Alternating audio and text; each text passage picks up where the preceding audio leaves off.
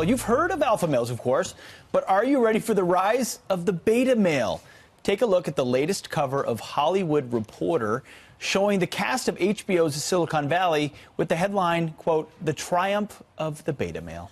So, is this a harmless Hollywood profile piece, or does it say a lot more about the state of men in America? We're getting reaction from comedian and blogger Chad Prather. Chad, thank you. You are a proud alpha male, I know. Your hand is in your own pocket. Yeah. What do you make of this? My mind is blown on this thing. Can you believe this? I mean, where is culture going at this point? Why is there such a war on masculinity? There is. I mean, the worst thing you can be in America today is a white heterosexual Christian male. I mean, there's an all-out war on people. So I don't understand why there is just such a battle just to be masculine. Why is it? And then you're offensive if you are. I mean, I'm going to have people who are going to get on here. They're going to see the little segment that we put on Twitter or whatever, this, and they're going to say, "Oh my gosh, it's a guy in a cowboy hat. What does he know?" Well, tonight you'll probably eat meat, and a guy in a cowboy hat probably raised that cow. So, you know, it's just... Well, it's okay to be a man. Well, and being masculine doesn't mean you can't be a gentleman. When I first met you, when you came on set, I loved it. You shook my hand and you tipped your hat just a little bit. It was so cute.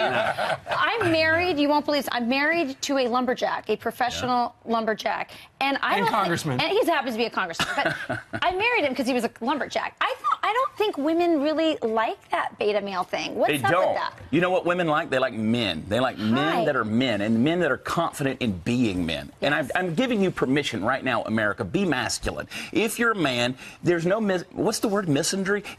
We talk about misogyny. What is the word? Is it misandry? Where you have man haters. These people that are so men can't speak their mind. They can't make jokes. They can't burp and scratch themselves. It's okay, boys. Scratch yourselves. Just not right now. I'm not sure. Not on Fox. Now, is this a taste of your Star Spangled Banner comedy tour that kicks off tonight? So the comedy tour, people ask me all the time. They say, "Is it a political show?" It's not a political show. Obviously, I'm a conservative blogger, and I do a lot of conservative comedy and humor, but things like that. It's a picture of what America's all about. It's things that we all go through. It's things that you can relate to. We do things in America that you don't do in third world countries. You don't do around. We take advantage of those things. And so, like tonight, we're going to be in Richfield, Connecticut. Then you're going to be in Fargo, and then you're going to Florida. Yeah, and those are the next couple of months. Telling you, we're going to be in a city near you. The masculinity is going to be on display. It's going to be toxic. On stage. It's going to be a healthy form of toxic. Oh, good. Exactly. I like toxin generally when it's in that form. If you want to meet alpha males, go to WatchChad.com. WatchChad.com. We just did. Yeah. There you go. All right, Chad, put it there. Everyone. Thanks, Steve. Thank you very much. Thanks a lot. Appreciate it. What a handshake. You watch all those rom-coms where there's always kind of a beta male guy who's being real friendly and always failing miserably with the women because basically he's lying to himself and to them. He's a persona. And a persona is the face that you show to the world when you're trying to pretend and to convince yourself and others that you're, I would say harmless, but we could say a good person. But a good person isn't harmless. A good person is capable of, well, maybe a good person is capable of anything, but is willing to hold that in abeyance. I read this interesting commentary a little while ago on a statement by Christ in the New Testament, and the statement generally interpreted is that the meek shall inherit the earth, but I was looking up the multiple translations of the word meek, and meek is actually derived from a Greek word, of course, because the Bible, at least some of the original forms of the Bible, were in Greek. And that word didn't exactly mean meek. It meant something like those who have weapons and the ability to use them, but determined to keep them sheathed will inherit the world. And that means that people who are capable of force, let's say, but decide not to use it are in the proper moral position. And Nietzsche commented on that a fair bit too.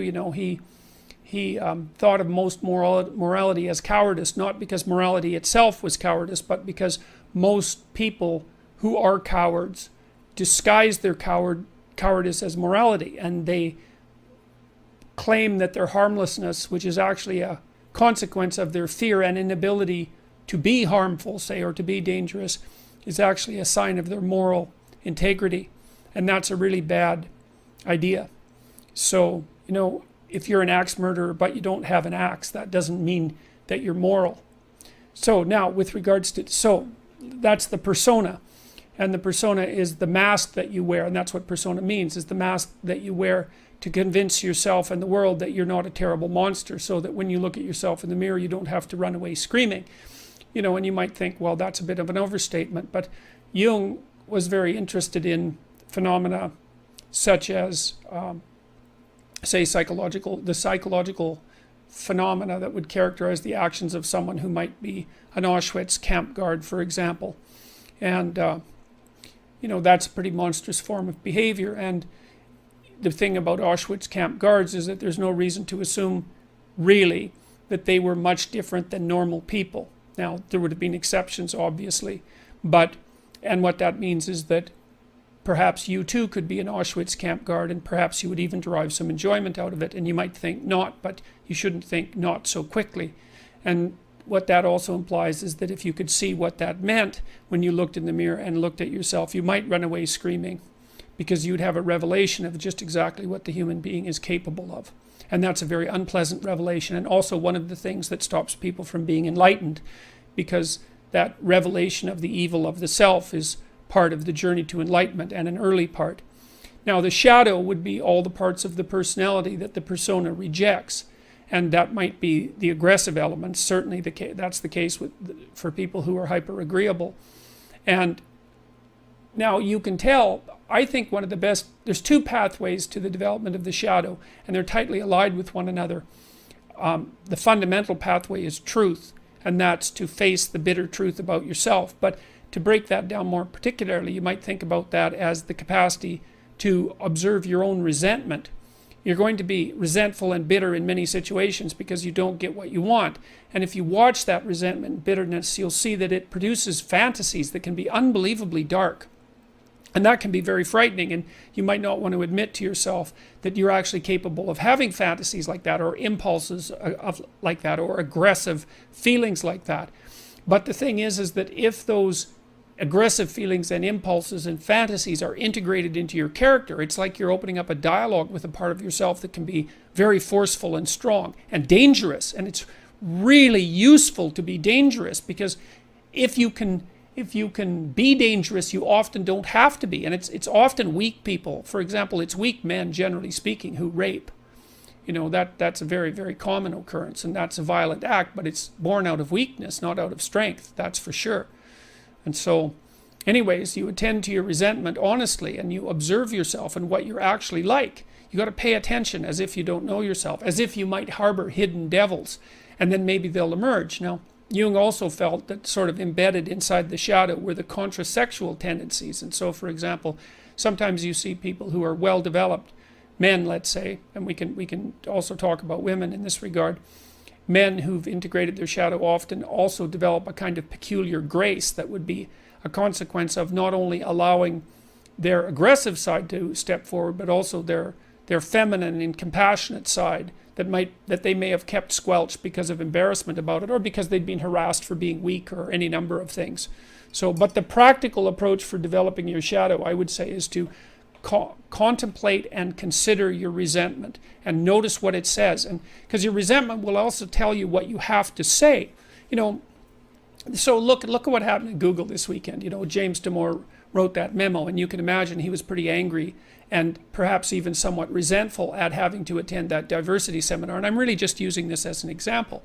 But what he did was decide that meant that he had something that he had to say. And then look at the consequences of that, man. It's absolutely unbelievable.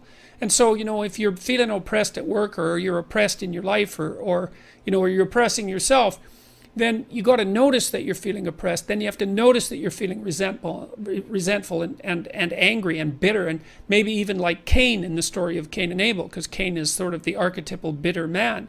And then you have to decide what it is that you need to do in order to remove from yourself that bitterness. And that usually means that there's something that you have to say. And then you have to say it because your soul depends on it. And not only does your soul depend on it, I would say the fate of the world depends on it. Because you might be wrong, and then you should be straightened out. Maybe you're just being whiny and you have to talk to somebody about that. But it may be that you're actually detecting something wrong, some tyranny that's directed towards you and other people, and it's like your moral obligation to speak up about it. And so many workplaces become toxic, to use a terrible cliche, because the people in them won't speak up for what they actually want, or they speak up too late, and then they're all twisted up about it, and they're torturing other people because they're so unhappy, and so forth and so on. So practical approach for developing your shadow fundamentally is radical honesty.